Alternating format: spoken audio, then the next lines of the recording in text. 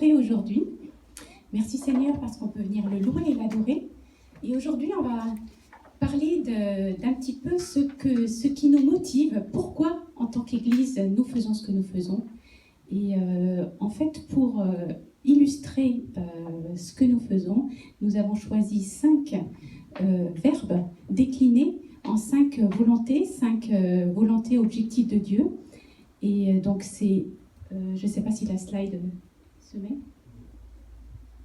Voilà, en tout cas, il y a le adorer, avancer, aider, appartenir et annoncer. Donc, pour résumer tout cela, je vous souhaite donc à tous la bienvenue. Je vous invite à vous lever pour chanter le premier chant « Tu es mon essentiel, ma raison d'exister ».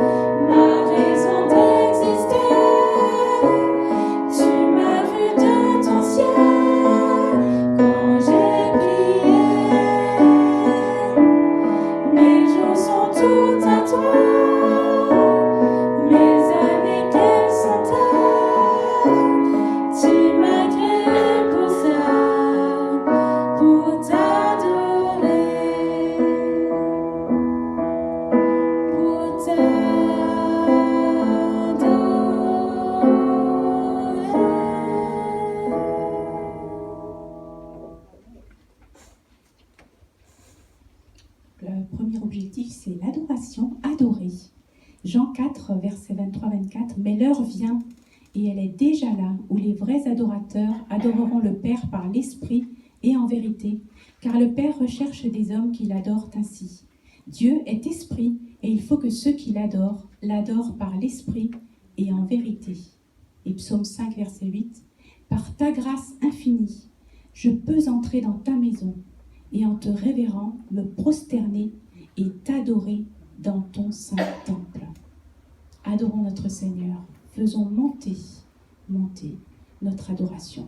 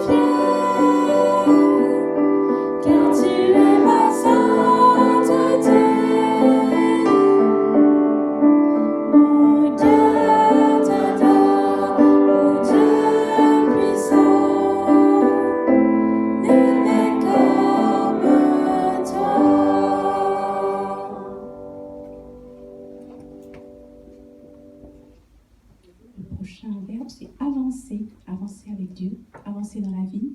2 Timothée 3, versets 16 et 17. Toute écriture est inspirée de Dieu et utile pour enseigner, pour convaincre, pour corriger, pour instruire dans la justice, afin que l'homme de Dieu soit accompli et propre à toute bonne œuvre. Et Colossiens 3,16, que la parole de Christ habite parmi vous abondamment. Instruisez-vous et exhortez-vous les uns les autres en toute sagesse, par des psaumes, par des hymnes, par des cantiques spirituels, chantant à Dieu dans vos cœurs, sous l'inspiration de la grâce.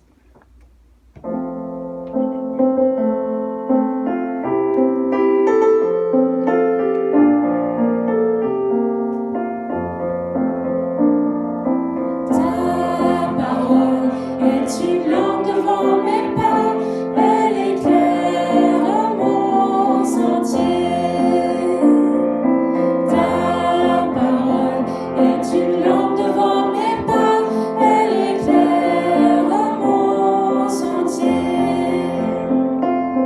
Quand parfois je crains d'avoir perdu mon chemin, tu es toujours tout près de moi. Non, je ne craindrai rien.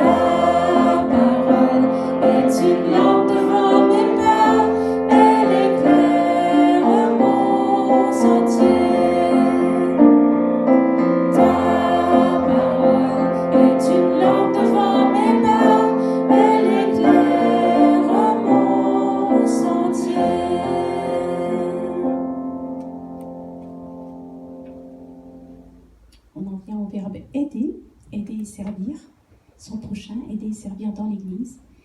Jean 15, 5. Je suis le cep de la vigne, vous en êtes les sarments. Celui qui demeure en moi et en qui je demeure portera du fruit en abondance, car sans moi, vous ne pouvez rien faire. Et Jean 15, 8. Si vous produisez du fruit en abondance et que vous prouvez ainsi que vous êtes vraiment mes disciples, la gloire de mon Père apparaîtra aux yeux de tous. Et Jean 15, 16. Ce n'est pas vous qui m'avez choisi, non, c'est moi qui vous ai choisi. Je vous ai donné mission d'aller, de porter du fruit qui soit durable. Alors le Père vous accordera tout ce que vous lui demanderez en mon nom. C'est magnifique. Donc nous allons chanter que chacun de vous mette au service des autres le don qu'il a reçu.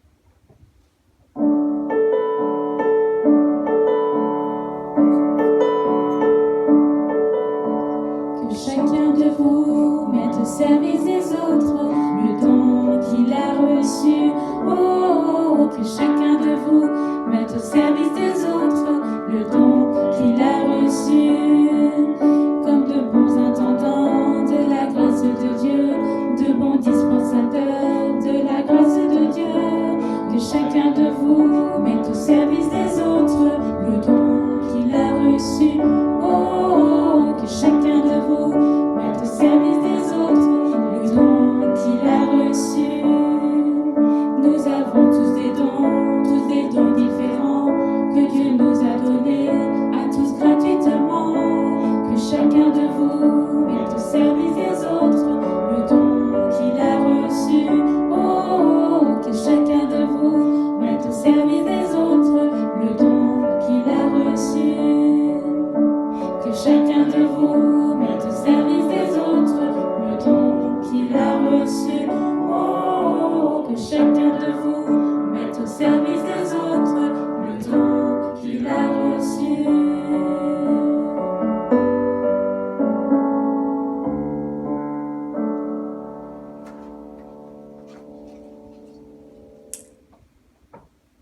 Voilà, nous revenons à l'adoration. Et l'adoration, c'est aussi l'offrande. C'est un acte d'adoration, de rendre une partie de ce que le Seigneur nous donne et nous bénit. Et j'ai choisi le psaume 96, versets 8 et 9. Célébrez l'Éternel et son nom glorieux, apportez vos offrandes, entrez dans ses parvis, et là, prosternez-vous. Adorez l'Éternel dans l'éclat de sa sainteté. Et je vais demander à Xuanlan, la trésorière, de venir nous dire un petit mot sur les finances. Bonjour à tous. Alors, je vais vous faire un petit point sur les finances de l'été, donc du mois de juillet et du mois d'août.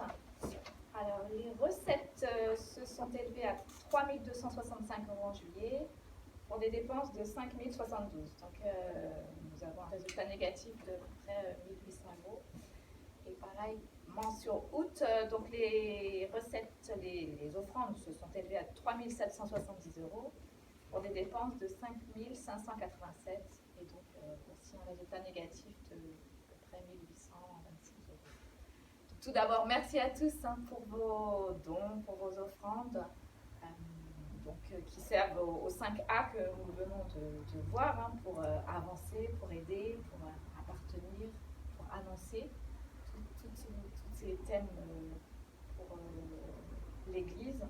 Et donc adorer, c'est adorer par nos offrandes, c'est remercier notre Seigneur pour tout ce qu'il nous donne, et aussi c'est montrer notre amour vis-à-vis de lui, donc par son commandement de subvenir aux besoins de ceux qui annoncent la parole, pour l'Église, pour son œuvre, pour le royaume, que son royaume arrive rapidement et que la bonne nouvelle soit annoncée. Nous sommes un peu dans le rouge et en cumulé, donc depuis janvier, le résultat négatif atteint environ 10 000 €. On est en négatif de 10 000 €. Prions, continuons à prier pour les finances de l'Église, que nous continuons à le servir dans de bonnes conditions. Pour l'instant, nous n'avons pas encore entamé le fonds bâtiment et nous ne souhaitons pas l'entamer. Donc nous avons, comme pour rappel, de côté une somme assez importante pour le bâtiment que nous cherchons à acquérir. Pour l'instant, donc voilà, nous entamons le fonds général et continuons à prier pour cela. Et, encore merci pour tous vos dons à travers vos virements, vos chèques, vos espèces. Et que gloire soit donnée à notre Seigneur et continuons à l'adorer et persévérons dans ce sens. Merci à tous. Avant de faire passer les paniers, nous allons chanter un chant qui s'intitule « Reçois ma vie comme une adoration ». Et vous pouvez préparer vos offrandes pendant ce temps. Et je demanderai après à Lydie, s'il te plaît, de passer le panier et de prier.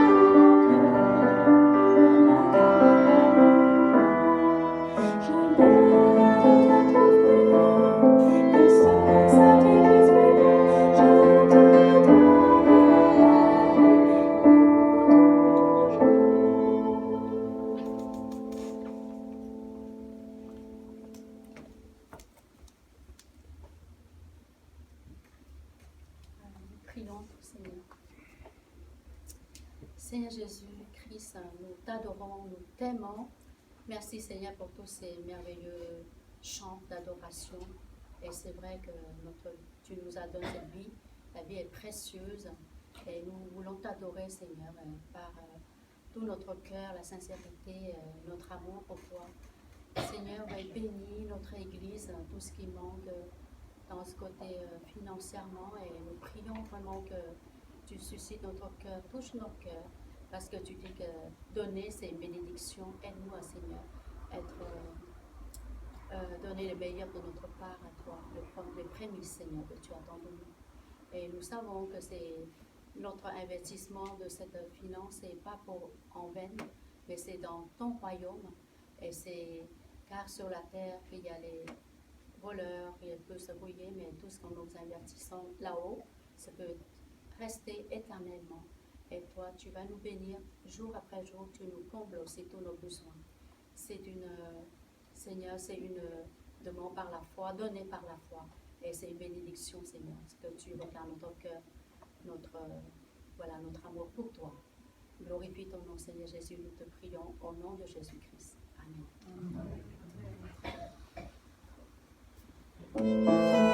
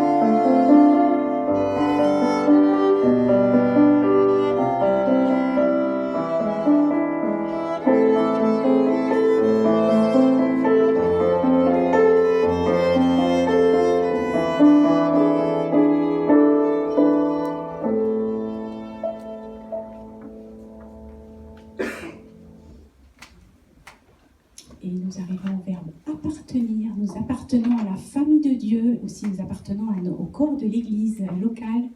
Et j'ai choisi le texte en Éphésiens 2, 19. Voilà pourquoi vous n'êtes plus des étrangers ou des résidents temporaires. Vous êtes concitoyens des membres du peuple de Dieu. Vous faites partie de la famille de Dieu. Et je vous invite à vous lever pour chanter « Oui, nous faisons partie de la famille de Dieu ».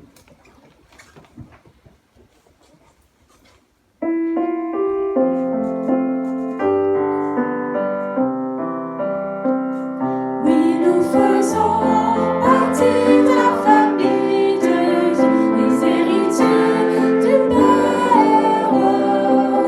Nous partageons nos jours de joie et nos fêtes. Nous sommes sœurs et frères. Oui, nous faisons partie de la famille de Dieu, les héritiers du Père. Nous partageons nos biens, nos joies et nos fautes. Nous sommes sœurs et frères. Et dans la famille, on inclut les enfants, les grands-enfants et les plus jeunes. Et donc pour les enfants, je vous invite à chanter le petit canon « Voyez de quel amour ». Alors on va d'abord l'entonner tous ensemble et ensuite on divise. Première partie avec Anne-Laure, moitié de la salle, et l'autre partie avec moi. On y va ?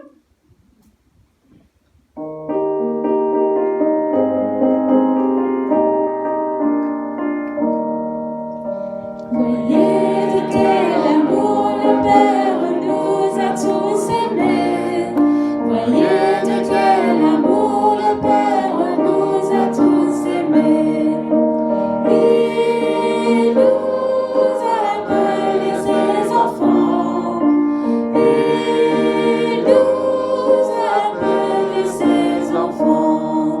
Voyez de quel amour le Père nous a tous aimés. Voyez de quel amour le Père nous a tous aimés. Voyez de quel amour le Père nous a ses enfants. Voyez de quel amour le Père nous a ses enfants. Voyez de quel amour le Père nous a tous aimés. Voyez de quel amour le Père nous a tous aimés.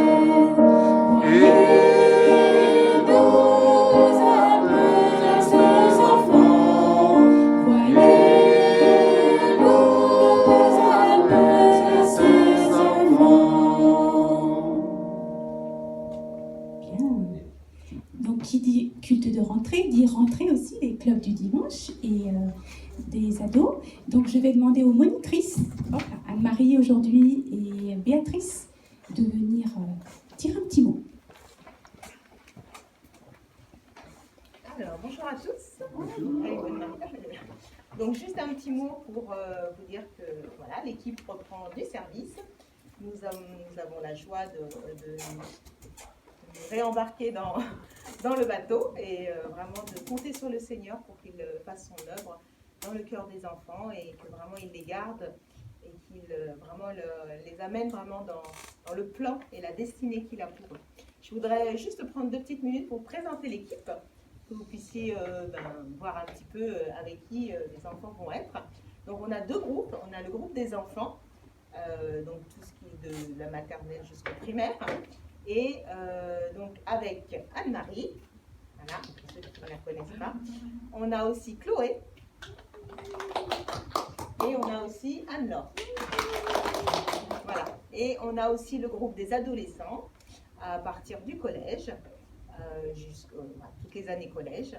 Et donc avec moi-même, pour vous servir, avec Georgie, voilà, et Lydia, qui débute, mais qui va se perfectionner. Je vois sa tête. Voilà, mais on compte sur la grâce du Seigneur. Et si vraiment vous aviez à cœur eh bien, de pouvoir enseigner aussi les enfants, eh bien, il n'y a pas de souci pour venir faire partie de l'équipe, regarder comment ça se passe avant de s'engager, bien sûr, de venir faire un stage, pourquoi pas, d'observation, d'observer, et de mettre aussi vos talents, parce que je suis sûre qu'il y a plein de talents au milieu de nous. Voilà. Une petite info aussi, je vais mettre sur la table des fiches de réinscription. Donc c'est important que on puisse avoir contact justement avec vous parents et vos autorisations aussi pour la participation des enfants. Voilà. Alors pour aujourd'hui, oui. Anne-Marie. Aujourd'hui, avec les enfants, on va voir comment faire confiance à Jésus sous plusieurs formes. Voilà. Ben, nous, on va parler du cadeau qu'est Jésus, le salut son sacrifice qui est un cadeau pour nous. On a dit que nous aussi, on pouvait apporter des cadeaux au Seigneur, mais le Seigneur nous a fait le premier cadeau avec Jésus. Voilà. Eh bien, je prie pour vous deux, pour cette session aujourd'hui. Seigneur, nous te remercions pour ce ministère auprès des enfants. Nous te remercions pour Béatrice et toute son équipe. Nous te prions de les bénir, de les encourager, de leur donner les compétences nécessaires pour bien encadrer et entourer nos enfants et qu'ils puissent grandir dans la connaissance de ta parole, de la foi et dans la confiance, Seigneur. Et nous te prions de bénir cet après-midi pour eux et que tu sois vraiment présent et que tu les encourages. Voilà, donc j'invite les enfants et les ados à rejoindre leur classe. Et nous allons poursuivre avec le prochain objectif, c'est annoncer la bonne nouvelle avec Matthieu 28, 19. Allez, faites de toutes les nations des disciples. Entendez-vous tous l'appel, adorez l'Éternel, vous familles de la terre, célébrez ce que Dieu a fait, dites-le fort. On va tous le dire très fort. On va chanter, on va louer son nom très fort.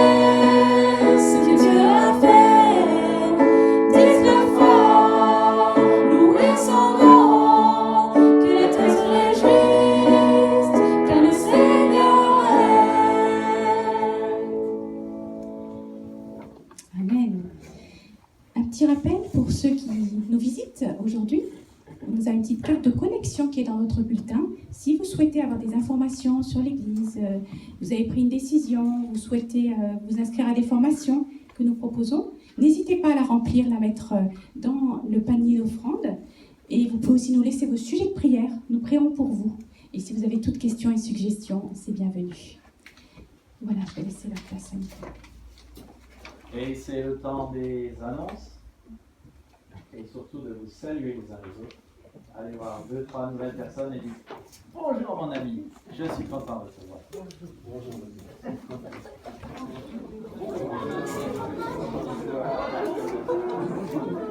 Salut Chloé, comment ça va?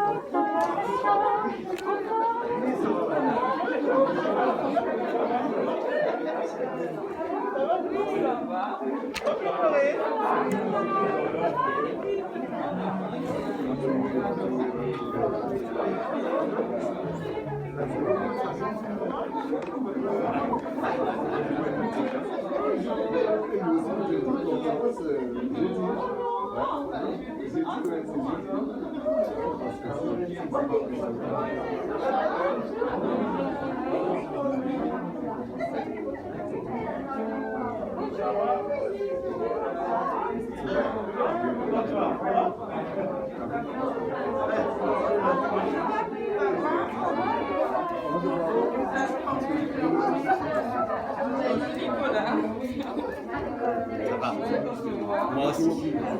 Merci.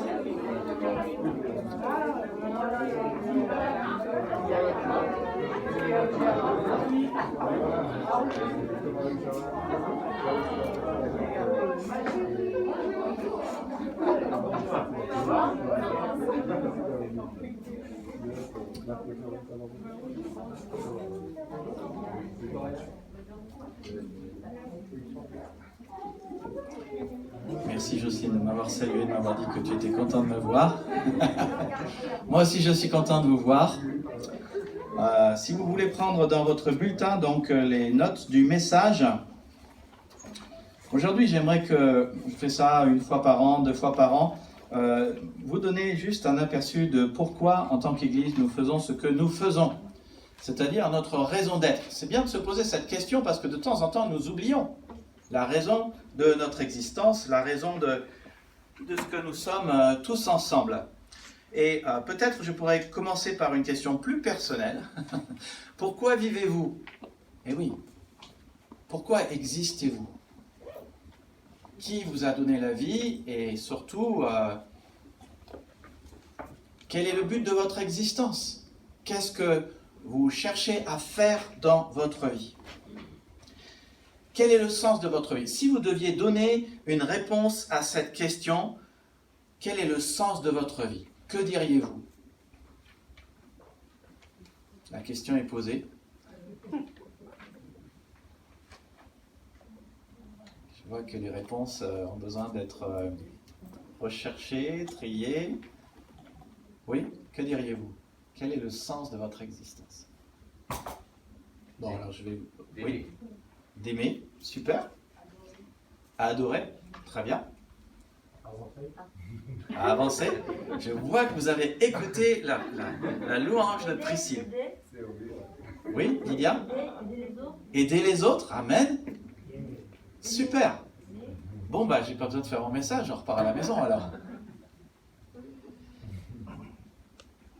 En tant qu'individu et en tant qu'Église, finalement, ce sont des questions qui se ressemblent, des choses qui correspondent en fait à ce que Dieu nous dit dans sa parole.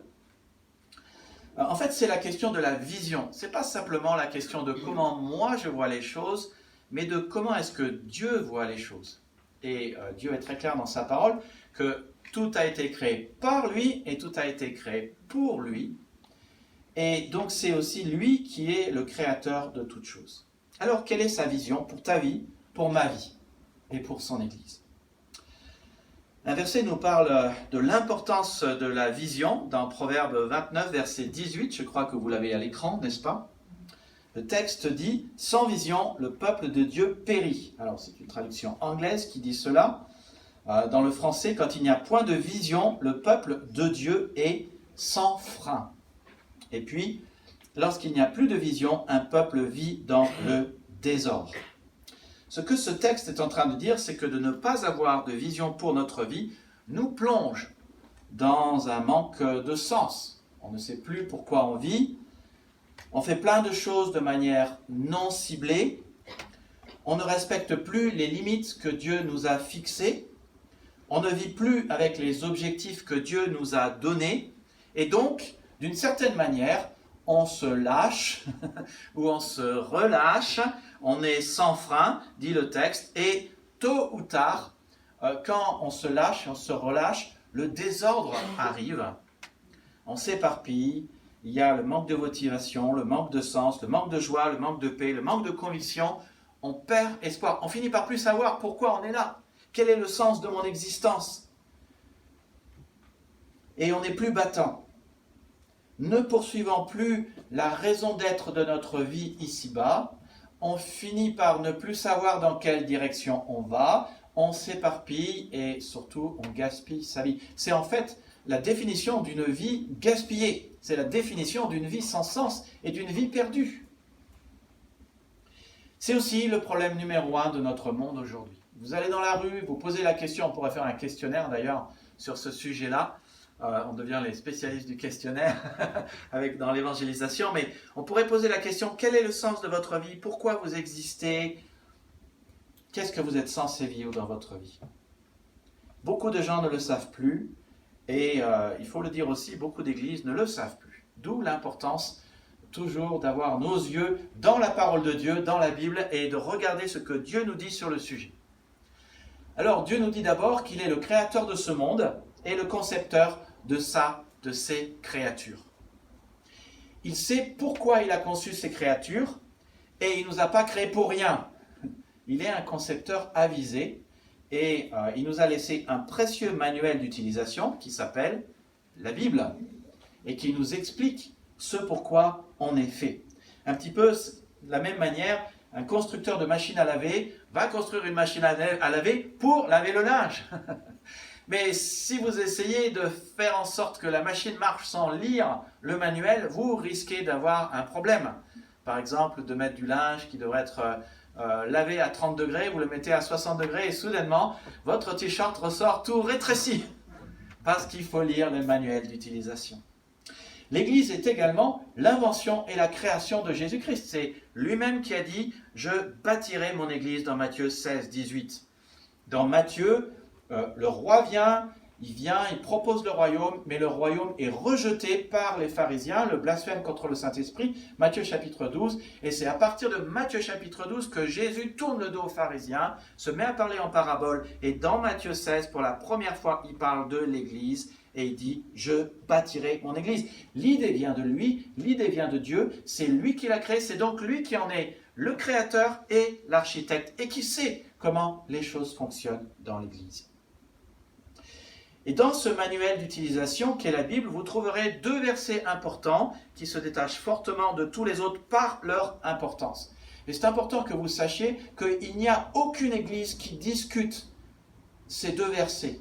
Que ce soit l'église catholique, l'église protestante, les églises évangéliques, l'église orthodoxe, toutes sont d'accord pour dire que ces 2 versets se détachent et se dégagent par leur importance dans la parole de Dieu.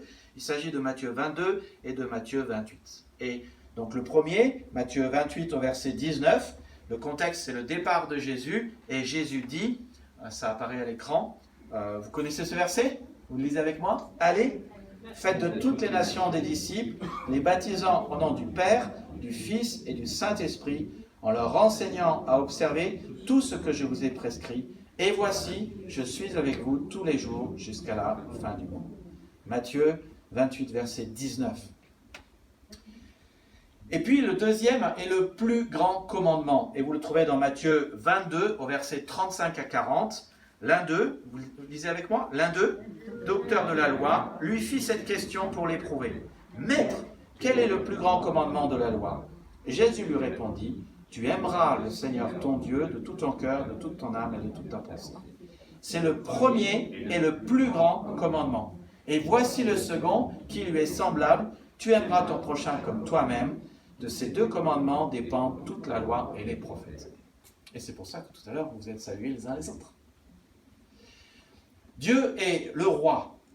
Il le dit quand son peuple, dans l'Ancien Testament, veut un roi pour faire comme les autres nations. Dieu dit à Samuel, en fait, ils veulent un roi, mais c'est moi leur roi. Mais ils ne veulent pas que je règne sur eux. Dieu est le roi. Nous le prions dans le Notre Père. Nous disons que ton règne vienne, que ton royaume vienne. Qu'est-ce que le royaume de Dieu? Le royaume de Dieu, ce sont les gens de Dieu, dans le lieu de Dieu, qui vivent les principes de Dieu, qui vivent le règne de Dieu. L'Église est le lieu où le Seigneur règne, normalement. En tout cas, nous sommes le peuple de Dieu, nous sommes réunis dans son endroit aujourd'hui pour vivre ensemble ce qu'est l'Église. Le lieu de Dieu, les gens de Dieu qui vivent les principes de Dieu. Et c'est dans ce cadre que nous prions et que nous voulons que sa volonté soit faite. Nous le prions. Notre Père qui es aux cieux, que ton règne vienne, que ta volonté soit faite. Mais où est-ce que la volonté de Dieu est révélée? Tant de fois les gens me disent, J'ai prié Dieu, il m'a dit ceci, il m'a dit cela. Mais la volonté de Dieu, d'abord, est révélée dans sa parole. Et ça, c'est fondamental. Et plus les temps vont aller, plus les gens vont s'éloigner de la parole et vont être dans toute forme de spiritualité qui peut être peut-être pseudo-évangélique, ça sonne évangélique. Ça sonne comme ce que nous croyons. Mais combien de fois les gens me disent des choses alors que la parole de Dieu dit exactement le contraire. Et ça devient très préoccupant quand dans certaines églises, des gens se mettent à prêcher, ils ont un verset, mais ils n'arrivent ni à étudier le verset, ni à parler en thématique de ce que le verset dit. Nous voulons être une église biblique. Une église qui, sans cesse, puise sa sagesse, sa source, son inspiration, ses principes, la volonté de Dieu dans la Bible. Ça, c'est ce que nous sommes.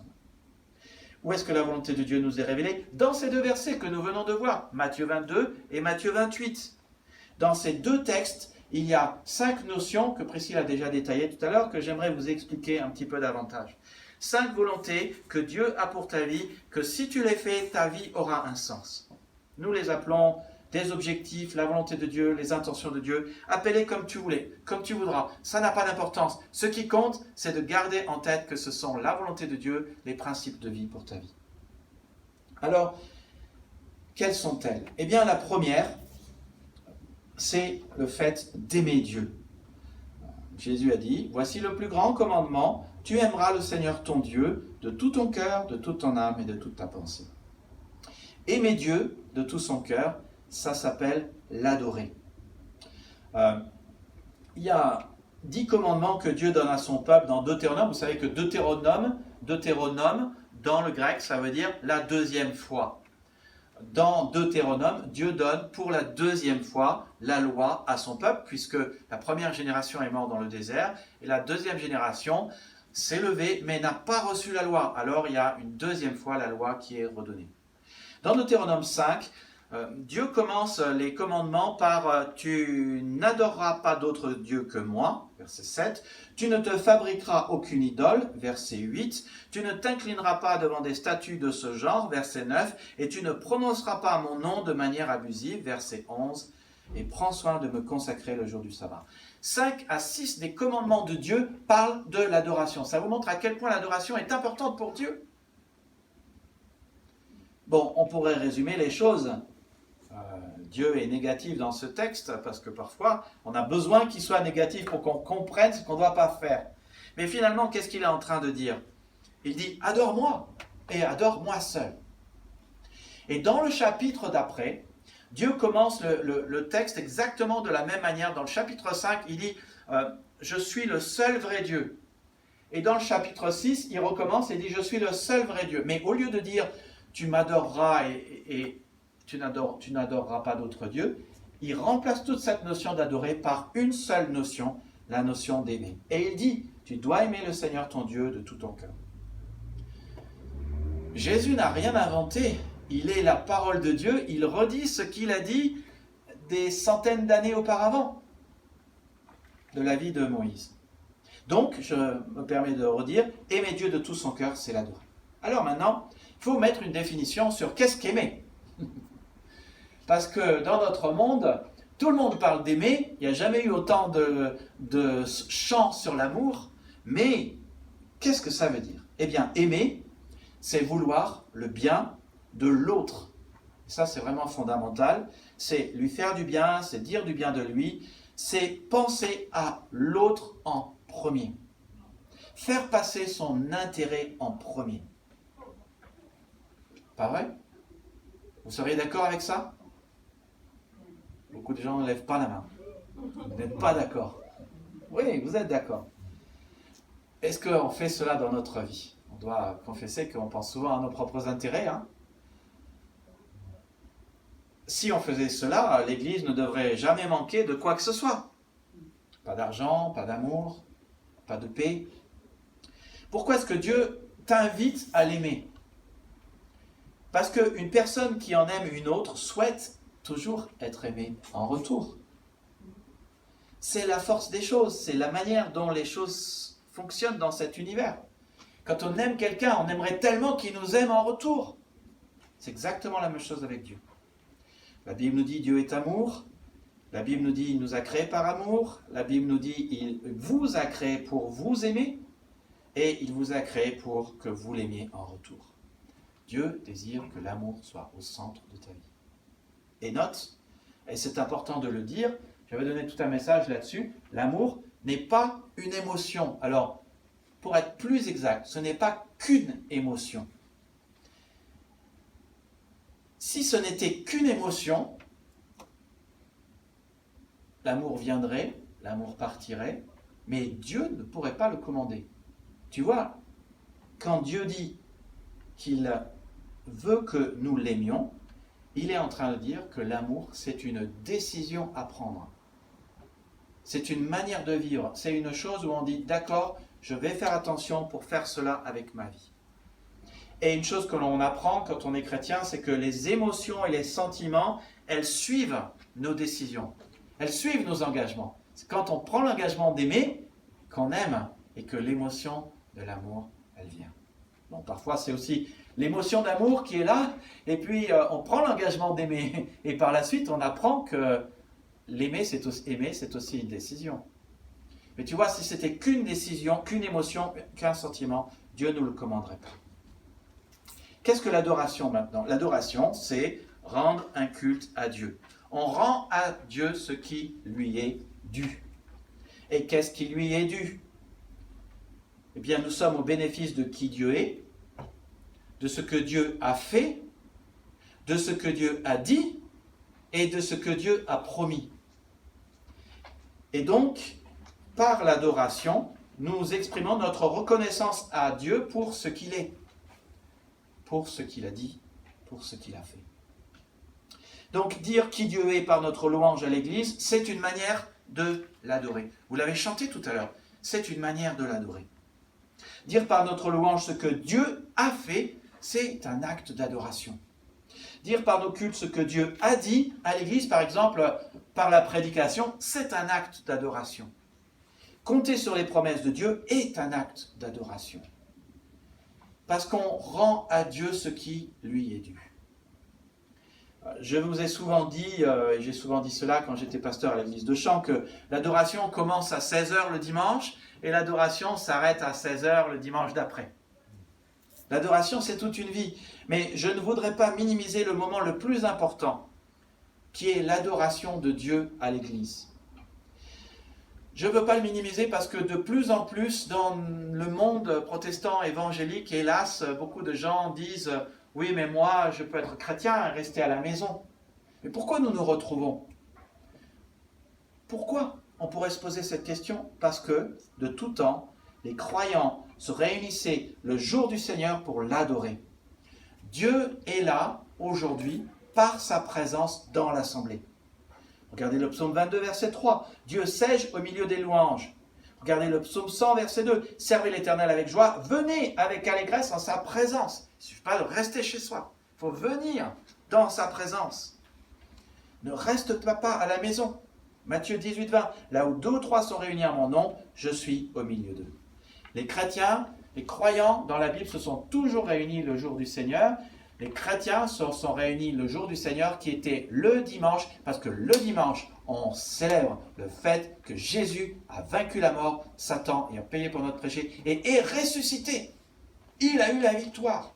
Il est vivant. C'est ça ce qu'on célèbre.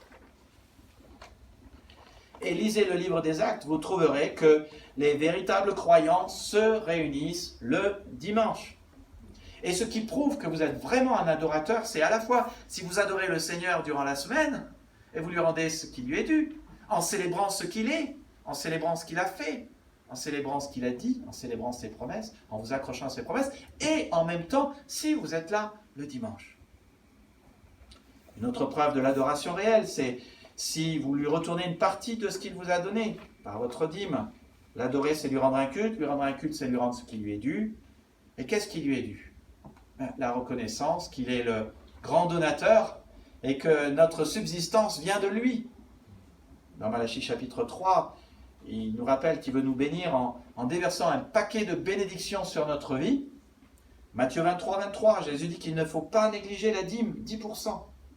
Ce n'est pas une loi, c'est un échange entre Dieu et nous qui, quand nous le pratiquons, fait que nous pouvons bénéficier de la grande bénédiction de Dieu qui vient alors sur notre vie.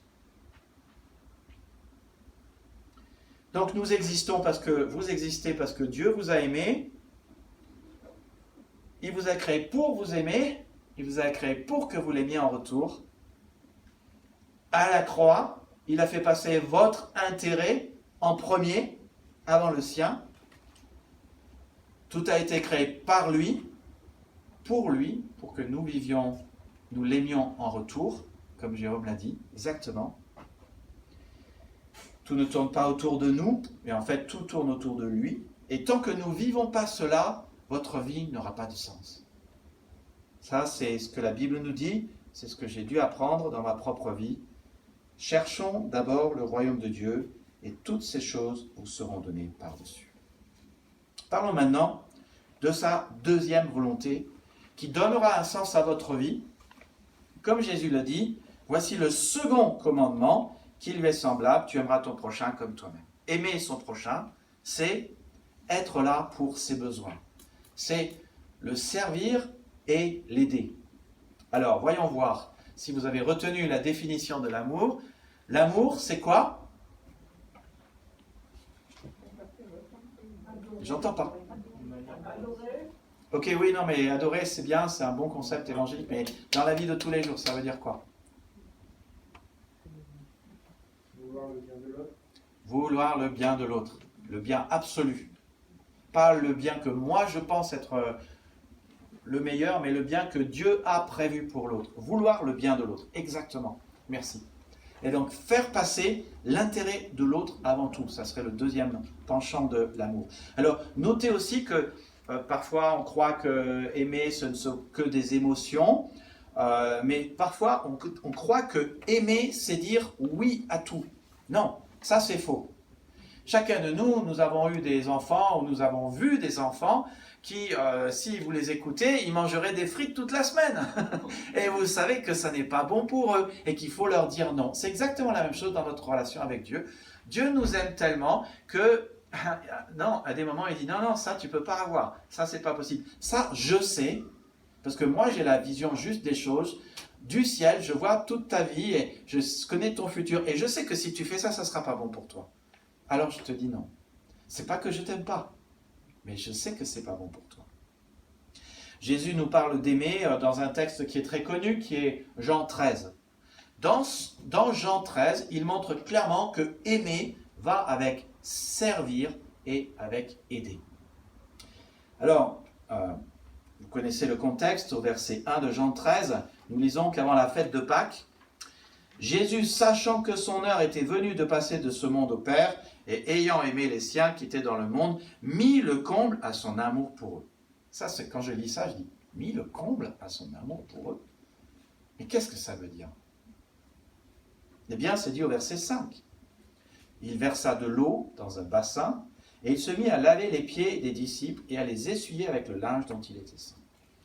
Jésus voit le besoin des disciples, et il se dit, je vais faire passer leurs besoins avant le mien. Je pense que si vous et moi, on aurait été à la place de Jésus ce soir-là, on aurait dit, priez pour moi, plaignez-moi, ça va pas être facile la croix quand même. Hein. C'est quand même l'épreuve de ma vie. Je veux dire, ce soir, c'est moi qui va être crucifié, on va parler de moi, parce que ça va pas être facile. Non. Jésus, il parle pas de lui. Jésus, il voit le besoin de ses disciples. Ils ont marché dans leurs sandales, sur des chemins de terre, sans chaussettes. Ils ont les pieds pleins de poussière et tout collant. Et donc, il était de tradition dans les pays à l'époque, là-bas, les pays orientaux, que quand vous arriviez dans une maison et quand vous alliez manger, non seulement vous vous laviez les mains, mais l'esclave vous lavait les pieds. C'est des gestes barrières façon orientale. On vous lavait les pieds. Et donc Jésus voit leurs besoins, et ils ont les pieds tout collants, tout poussiéreux, et il s'est dit, je vais me mettre à le faire. Alors tout le monde s'offusque. Imaginez un peu, c'est comme si aujourd'hui Jésus venait frapper à votre porte, à la porte de Lydie ou à la porte de Georges, et il rentre et il commence à sortir l'aspirateur, il fait tout le ménage chez Lydie et chez Georges, et il va faire les WC et il vide les poubelles, et vous dites non, non, non, non, non, Seigneur, t'as pas compris, ça c'est mon boulot. Toi, t'es le roi. Non, non, Jésus, il le fait, vous n'avez pas le temps, et il est même en train de faire les WC. Vous vous offusquez. Mais tu vois, l'amour, c'est ça. Tu vois le besoin de l'autre, et tu fais passer ses intérêts avant le tien, et tu réponds à son besoin. Et ça s'appelle être au service des autres. Aider. C'est vouloir, de manière délibérée, le bien de l'autre. Et c'est faire passer son bien avant ton bien. Et Dieu nous commande de le faire. Et il nous dit, vous ne le faites pas simplement avec des mots, mais en action. Vous ne le faites pas simplement en théorie, mais en pratique. Avec les mots qui vont dans le moment que nous traversons, pas en distanciel, mais en présentiel. Parce que Jean, Dieu dit, petit enfant, n'aimons pas en parole et avec la langue, mais en action et en vérité. Et tu ne peux pas vivre en action si tu ne fais pas les choses en présentiel. Pas de distanciel, pas d'amour en théorie, pas d'amour en parole, de l'amour en vraie action. C'est ce dont notre monde a besoin. Et Jésus dit que tu peux faire ces choses si tu vas à l'église, on peut faire ces choses si on va dans un groupe de maison, ton bonheur en dépend. Jean 13, 17. Si vous savez ces choses, dit Jésus, toujours on est en Jean 13, vous êtes heureux pourvu que vous les pratiquiez. Ton bonheur dépend de faire attention aux autres, de faire passer leur intérêt, de rechercher leur bien. Quand tu recherches leur bien, alors ça te fait du bien. Et tu es juste heureux. Et Jésus nous commande de transformer l'amour que nous avons pour lui. Alors l'amour que nous avons pour Dieu, c'est justement ça le truc, c'est parfois des paroles, c'est parfois de la théorie. Mais si c'est vrai, ça doit être transformé avec de l'action. Et comment transformer l'amour que nous avons envers un Dieu qui est bien réel mais invisible, que nous aimons avec notre cœur et parfois avec notre tête et nos mots, comment le transformer en action? Jésus est très très clair.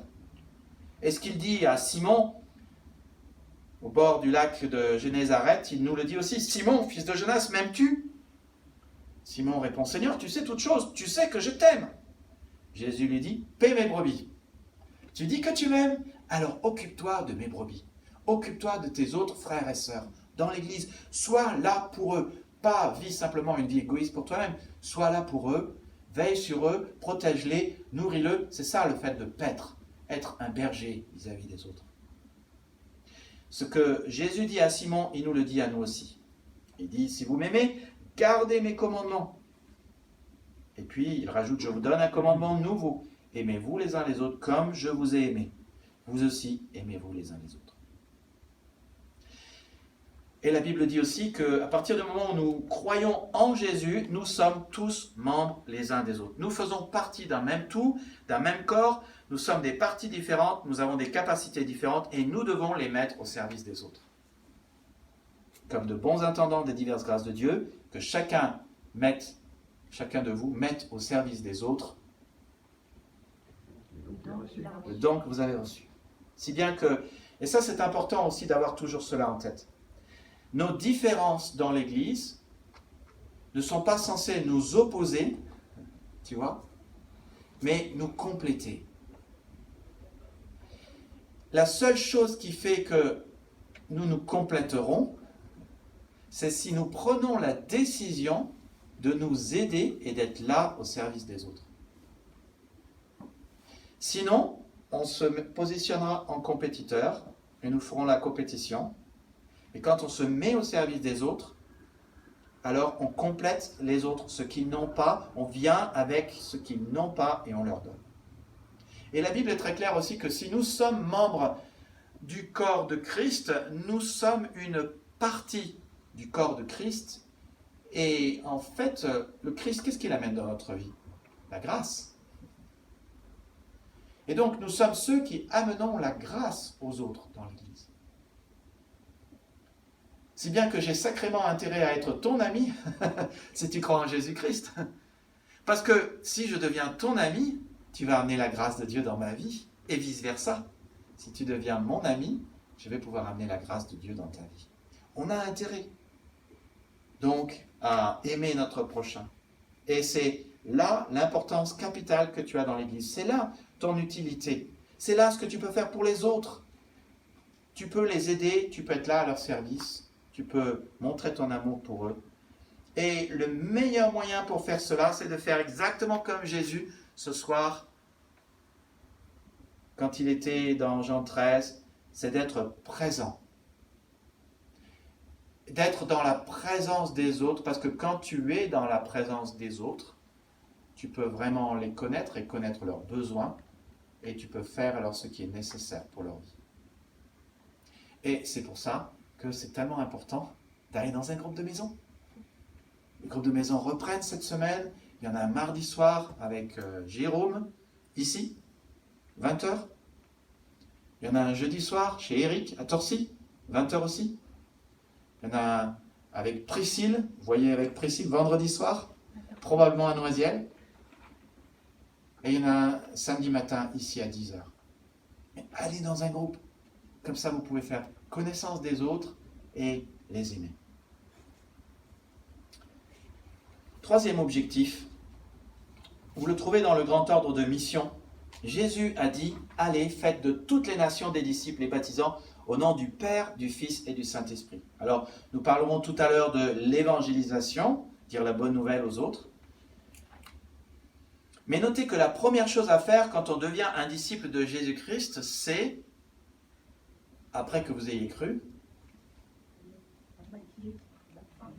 se faire baptiser, exactement. Et se faire baptiser, c'est adhérer. On adhère à Jésus et on adhère à ceux qui ont adhéré à Jésus. Donc notez bien que l'ordre aux disciples, c'est fait de toutes les nations des disciples. La première chose avec laquelle on fait des disciples, c'est on baptise. Baptiser veut dire immerger, plonger sous l'eau. Le baptême d'eau, c'est l'acte par lequel on choisit Jésus. Mais, et ça c'est une chose que je ne vous ai pas dit, mais on le voit bien dans 1 Corinthiens 12, 13, c'est aussi la manifestation visible du baptême du Saint-Esprit invisible. 1 Corinthiens 12, 13, nous avons tous en effet été baptisés dans un seul esprit, pour former un seul corps, soit juif, soit grec, soit esclave, soit libre, et nous avons tous été abreuvés dans un seul esprit. Ce n'est pas la première fois où Jésus compare le Saint-Esprit à de l'eau. Donc le jour où on croit en Jésus, on est baptisé par le Saint-Esprit. Ce baptême arrive, si je puis dire, de manière invisible, quand on se met à croire en Jésus-Christ. Le signe du baptême du Saint-Esprit, désolé, mais n'est pas le parler en langue. Il y a 3 fois des gens qui parlent en langue dans le livre des Actes, mais tout le monde ne se met pas à parler en langue quand il y a le baptême du Saint-Esprit. Et le baptême du Saint-Esprit fait qu'on forme un seul corps avec les autres croyants. Et comme le baptême d'eau est la manifestation visible du baptême du Saint-Esprit, tout ce qui s'applique au baptême du Saint-Esprit s'applique au baptême d'eau. Le baptême d'eau est la manifestation visible qu'on appartient à un même tout, à une même famille, qu'on adhère à Jésus et à ceux qui ont adhéré à sa personne et qu'on lui appartient à lui et à elle. Pas besoin pour le baptême d'atteindre un certain niveau, pas besoin de se sentir digne de Christ, pas besoin d'avoir des émotions chrétiennes, parce que nos émotions ne seront jamais 100% complètement chrétiennes tant qu'on n'arrivera pas de l'autre côté.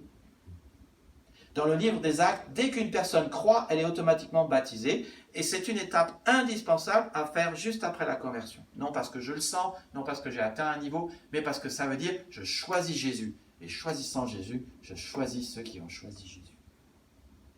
Et une fois baptisés, les gens font alors partie de l'Église, comme on le voit dans le livre des Actes. Regardez Acte 2, 41. Un grand nombre d'entre eux acceptèrent la parole de Pierre et furent baptisés. Ce jour-là, environ 3000 personnes s'ajoutèrent au groupe des croyants. Ils en font partie et ils appartiennent à l'Église. Ils ont tellement en commun. Ils sont un même corps. Ils font partie les uns des autres. Ils sont membres les uns des autres. Ils appartiennent les uns aux autres. Ils partagent ce qu'ils sont. Ça s'appelle la communion fraternelle.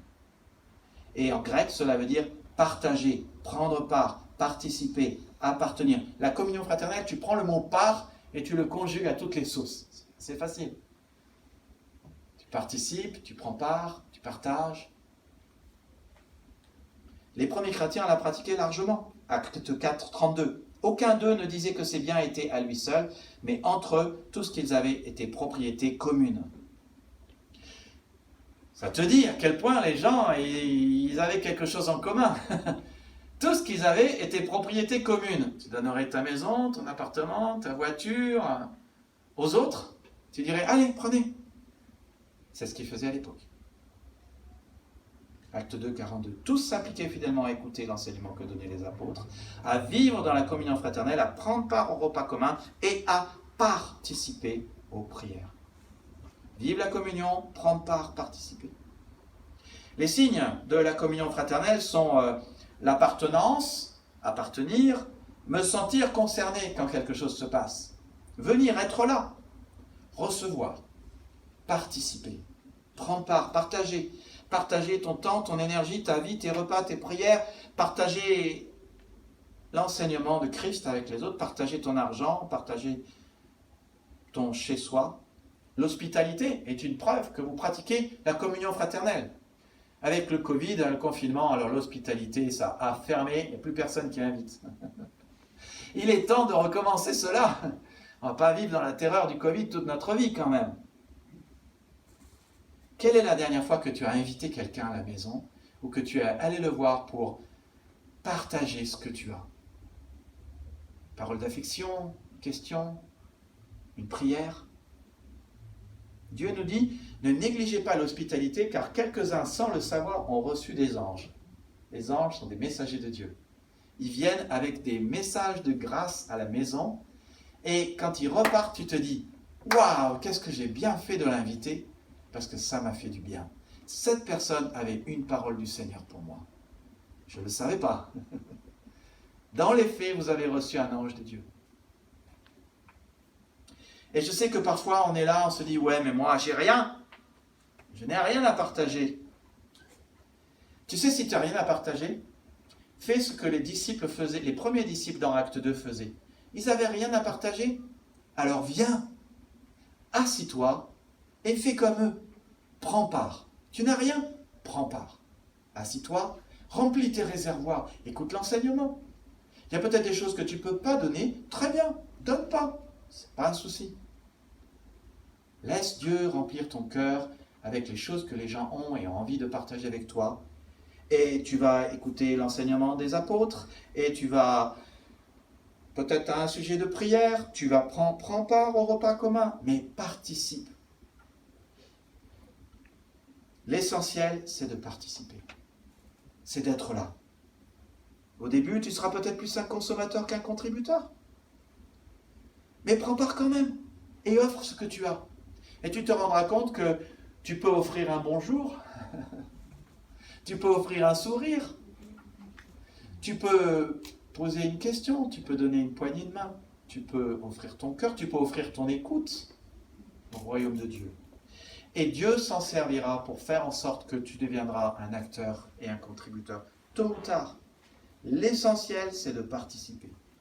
Et c'est d'être là. Et c'est d'être connectés les uns aux autres. Aucune excuse ne tient.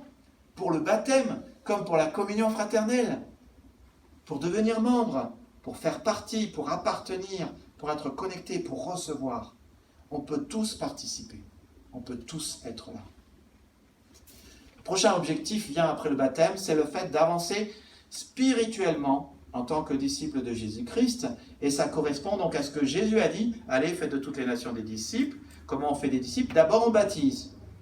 Ensuite, on enseigne à observer tout ce qu'il nous a prescrit.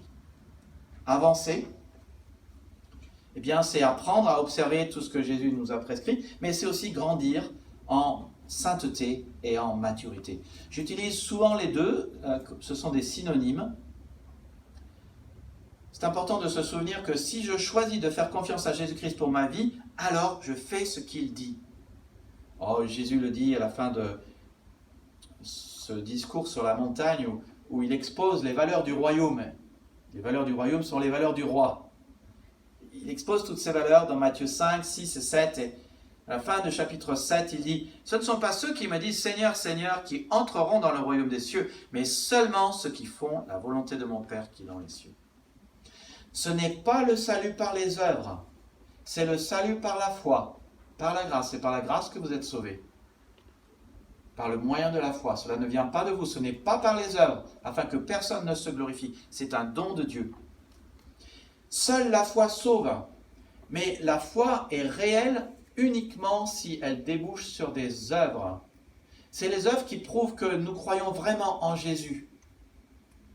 Jacques parle de cela. D'un côté, il parle de ceux qui disent avoir la foi, mais il n'y a aucune œuvre qui suit leur foi. Et de l'autre côté, il parle d'Abraham qui avait la foi et qui a agi par l'obéissance de la foi. Il oppose les deux et il dit, c'est sa manière de parler. C'est une manière qui bouleverse un peu. Il dit oui, il a été justifié par les œuvres. Non, il a été justifié parce qu'il avait la foi et les œuvres prouvaient que sa foi était vivante.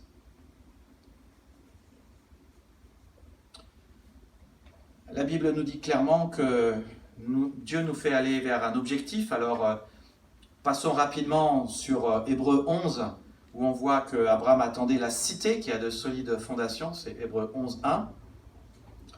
Vous pourriez lire Hébreux 11, 13 à 16. Un autre objectif que Dieu a dans ta vie, c'est que tu deviennes semblable à Jésus-Christ.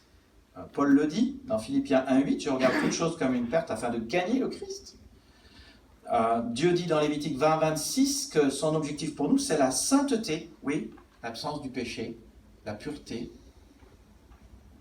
les bonnes choses, le bien, que nous soyons des gens purs qui faisons le bien. Vous serez saints pour moi, car je suis saint. Je pense à Paul dans Philippiens 3, 13, « Je cours vers le but afin de gagner le prix. » Par Jésus-Christ nous appelle à recevoir là-haut. La question de la perfection. Tout ça, ce sont les mêmes destinations. Être semblable à Jésus-Christ, la Jérusalem céleste, le fait d'être saint et d'être parfait. Tu connaîtras des crises, des tempêtes, des disputes, des épreuves, mais la seule chose qui fera que tu restes debout, c'est si tu fais à la lettre ce que Jésus dit. Tu peux construire plein de choses dans ta vie et tu le fais.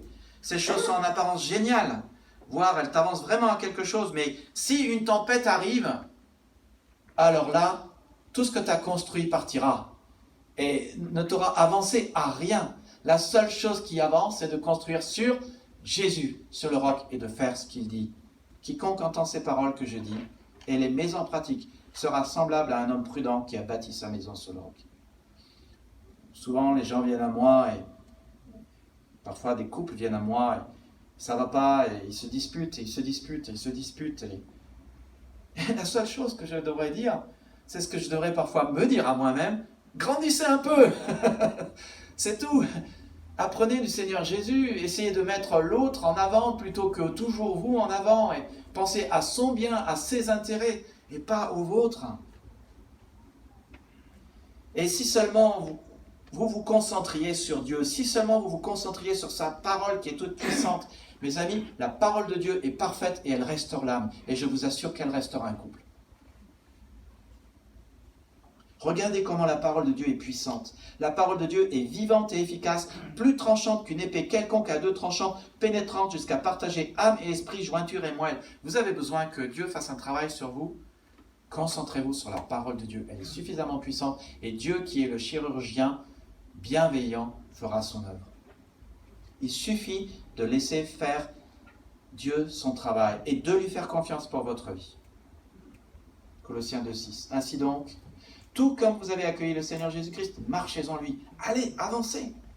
Courons résolument la course qui nous est proposée. Allez-y, courez. Quoi qu'il en soit, continuons à avancer dans la direction que nous avions suivie jusqu'à maintenant. Marchez, dit Jésus, marchez dans la lumière. Croissez dans la grâce et dans la connaissance de notre Seigneur et Sauveur Jésus-Christ. Comment croître? En apprenant à connaître notre Seigneur et Sauveur Jésus-Christ. Et c'est pour cela que Jésus a dit, si vous demeurez dans ma parole, vous êtes vraiment mes disciples, vous connaîtrez la vérité et la vérité vous affranchira. La parole te fera connaître ton maître et la vérité et te rendra libre, te rendra plus saint et te rendra mature. Et ça, c'est aussi une des raisons pour lesquelles nous avons les groupes de maison. Nous étudions la parole de Dieu. Nous laissons Jésus nous parler. Nous apprenons à le connaître. Enfin vient le dernier objectif, annoncer. Alors, Jésus dit dans Matthieu 28 que nous sommes censés aller et faire de toutes les nations des disciples. Jésus le redit dans Marc 16, 15, il dit « Allez dans le monde entier, annoncer la bonne nouvelle à tous les êtres humains. » Annoncer la bonne nouvelle, c'est ce qu'on appelle couramment évangéliser. Dieu veut que tous les hommes soient sauvés et parviennent à la connaissance de la vérité. Le Le Seigneur ne tarde pas dans l'accomplissement de la promesse comme quelques-uns le croient, mais il use de patience envers vous, ne voulant pas qu'aucun périsse, mais voulant que tous arrivent à la repentance. Malheureusement, notre monde va de plus en plus vite et la grande tragédie, c'est que tout le monde est occupé. Et c'est un problème majeur. C'est un problème qui est dans ce monde, c'est un problème qui est dans les entreprises et c'est un problème qui est aussi dans les églises. Vous connaissez sans doute, ce mot était en vogue, peut-être Jérôme tu peux me dire si c'est toujours en vogue, mais à l'époque quand j'étais chez Legrand, il y a 40 ans de cela, ou 30 ans, on avait le mot réunionnite, il existe toujours, la maladie de faire des réunions. Cette maladie n'échappe pas aux églises, mais il y a une autre maladie qui a infecté tout le monde, et encore plus dans ce temps de Covid, qui s'appelle la suroccupationnite. Vous voyez, je veux venir. Suroccupationnite. C'est le virus, ça vient de suroccupation. Une fois que vous arrivez à dire occupation, vous arrivez à dire suroccupation. Une fois que vous arrivez à dire suroccupation, vous pouvez dire suroccupationnite. Pas très compliqué. Vous voulez le dire après, non? Suroccupationnite. Peut-être vous êtes atteint de cette maladie. Elle a tous tendance à nous atteindre. Dans la parabole du banquet, Luc 14, un homme organisa un grand festin, invita beaucoup de gens. À l'heure du festin, il envoya son serviteur dire aux invités « Venez, car tout est déjà prêt !» Et tous, sans exception, se mirent à s'excuser. Le premier dit « J'ai acheté un champ et je suis obligé d'aller le voir. Excuse-moi, je t'en prie. » Un autre dit « J'ai acheté 5 paires de bœufs et je vais les essayer. Excuse-moi, je t'en prie. » Un autre dit « Je viens de me marier, c'est pourquoi je ne peux pas venir. » À son retour, le serviteur rapporta ces paroles à son maître. Alors, le maître de la maison, en colère, dit à son serviteur « Va vite sur les places et dans les rues de la ville et amène ici les pauvres, les estropiés, les aveugles et les boiteux. » Le serviteur dit « Maître, ce que tu as ordonné a été fait. Il reste encore de la place. » Le maître dit encore alors au serviteur « Va sur les chemins et le long des haies, et ceux que tu trouveras, oblige-les à rentrer, afin que ma maison soit remplie. » Bon, celui qui a acheté son champ, il aurait pu aller manger un brin chez son ami riche qui l'a invité quand même. Hein. Le champ ne serait pas parti. Hein. Celui qui a acheté les bœufs, il aurait pu aussi aller manger un brin chez, je veux dire, c'était le veau gras, mais succulent, merguez, barbecue, enfin, c'était bon, hein. C'est un homme riche qui organise le repas. C'est pas un repas 1 étoile, hein, c'est pas du genre on mange des faillots, hein. Non, il avait des bœufs, mais il aurait pu aller manger, les bœufs ne seraient pas partis, il attache ses bœufs, il va manger, il revient le jour d'après et il va les essayer, hein. Et puis, je pourrais pousser le bouchon un peu plus loin. C'est pas parce que tu es marié que tu peux pas aller à un bon repas.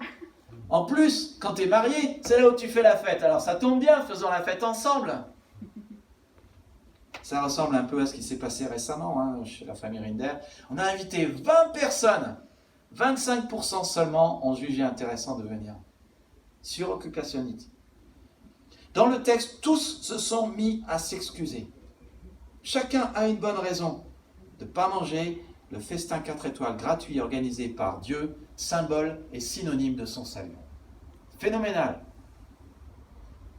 Jésus offre à qui le veut, c'est ma manière de résumer l'évangile, hein, une place au ciel, le pardon des péchés, un plan de paix, sa puissance pour vivre le plan de Dieu, sa présence qui nous donne sa puissance. C'est la plus grande nouvelle qui ait jamais existé. Il n'y a aucun message, aucune religion qui vous donnera de tels avantages.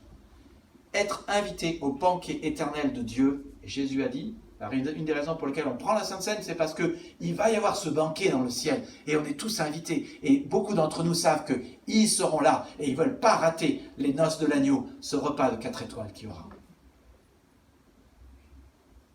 Il n'y a aucune religion qui donne un message comme cela. Mais tout le monde dit, je suis désolé, je n'ai pas le temps. Quel est le remède à Dieu à la suroccupationnite? C'est intéressant, j'aime beaucoup ce texte. Regarde ce qu'il dit à son serviteur. Va vite! Le remède à la suroccupation, c'est sois occupé avec l'évangile et va apporter ma bonne nouvelle, la bonne nouvelle de mon amour et du salut Va vite, fais partie de l'équipe d'évangélisation qui se réunit très prochainement. Venez et soyez là à 11h30 dans 15 jours, samedi. Soyez là, va vite. Et amène les pauvres, il faut les inviter. Oblige-les à entrer. La réponse à la suroccupation, c'est soyons occupés avec l'évangile. Soyons occupés avec le meilleur message. Et note aussi que le texte, et j'aime aussi ce texte parce que Jésus, il sait exactement ce qu'il fait quand il parle. Tu as remarqué, il n'y a qu'un serviteur. Tu sais pourquoi ce texte, Jésus, il sait ce qu'il fait? Parce qu'avec cette notion de ce qu'il n'y a qu'un serviteur, personne ne peut se retourner et dire « Ouais, mais c'est Lydie qui va faire le travail d'évangélisation. » Non, Jésus, il dit « Toi, toi, chacun. » Alors, ce n'est pas forcément venir dans l'équipe, mais en équipe, on est plus fort. Ça peut être chacun dans notre propre vie. Mais Jésus, il nous dit, en fait, il y a le serviteur et il y a un plan A. Et le plan A, c'est toi. Et il n'y a pas de plan B. Et Dieu déteste faire un repas pour rien. Dieu déteste que son fils soit mort pour rien. Je pense que toi, tu n'aimerais pas non plus faire un grand sacrifice pour le bien objectif des autres et voir que les autres sont suroccupés. Quand on aime, on cherche le bien véritable de l'autre. Et on fait passer cela avant son propre bien-être. C'est ce que Dieu a fait avec notre salut, avec la croix. Il est venu pour sauver et restaurer. Il dit dans Jérémie 32, je suis venu pour faire le bien, pour ton bien, je m'engage à ton bien. Nous ne sommes pas le fruit d'un accident. Tu ne l'es pas, je ne le suis pas. Il nous a créés pour nous aimer et pour qu'on l'aime en retour. Alors, appartenons, adorons, aidons, annonçons. Je vous invite à prier. Seigneur, merci parce que tu es clair dans ta parole sur ce que tu désires que nous vivions dans notre vie. Merci Seigneur pour ces 2 versets qui se dégagent par leur importance. Tu aimeras le Seigneur ton Dieu de tout ton cœur, de toute ton âme, de toute ta force. Tu aimeras ton prochain comme toi-même. Allez, faites de toutes les nations des disciples. Baptisez-les au nom du Père, du Fils et du Saint-Esprit. Et enseignez-leur à observer tout ce que je vous ai prescrit. Seigneur, cela nous fortifie, nous ravive, nous motive, nous donne d'être centrés sur toi et concentrés sur notre mission et de ne pas nous disperser. Donne-nous de pouvoir nous souvenir que tu nous as créés par amour, pour nous aimer, pour que nous t'aimions en retour. Et que nous vivions ces 5 choses avec équilibre dans notre vie. Amen. Alors, toutes les annonces sont dans le bulletin, je vous laisse le soin de les découvrir. Les groupes de maison commencent. Avant de reprendre un dernier chant, j'aimerais inviter... Vous savez que dans l'Église, nous avons un parcours pour faire des disciples, justement, pour que chacun puisse appartenir, avancer, aider et annoncer. Et donc, il y a plusieurs personnes qui ont terminé ce parcours. Si vous voulez bien me rejoindre devant, Jérôme, je veux juste vous remettre ce certificat. Alors, ce n'est pas un diplôme. Je vais le commenter. Voici. Ça serait bien de faire une photo. Georgie, tu veux me rejoindre, s'il te plaît? Lydia. Oui, Lydia, tu veux me rejoindre?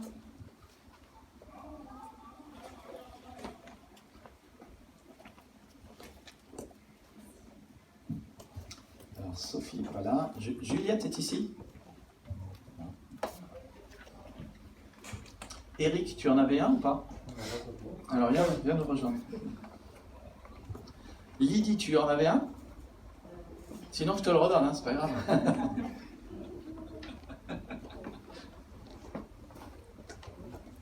Voilà. Donc,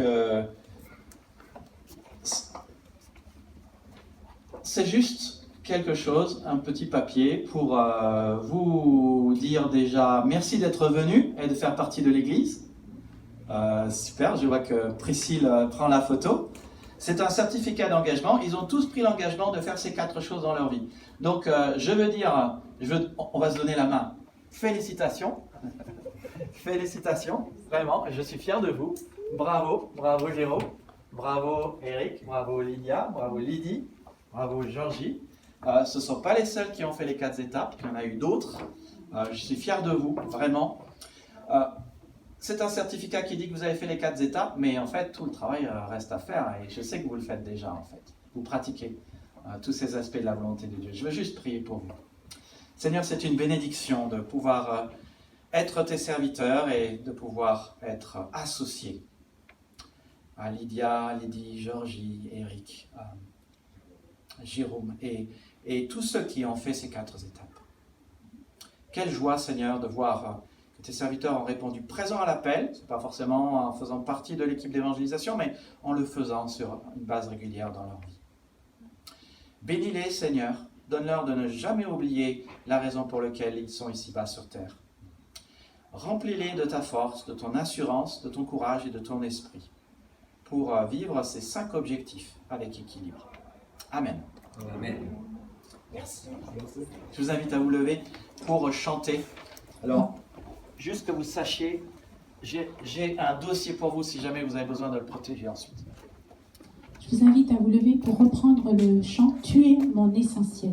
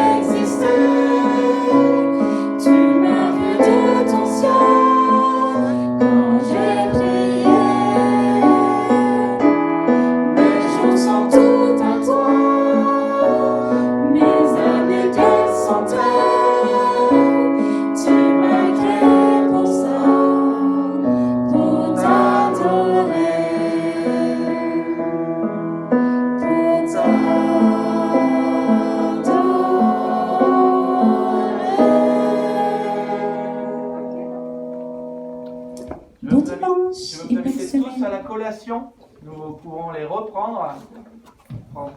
Passons un petit peu de moment ensemble pour prolonger ces instants.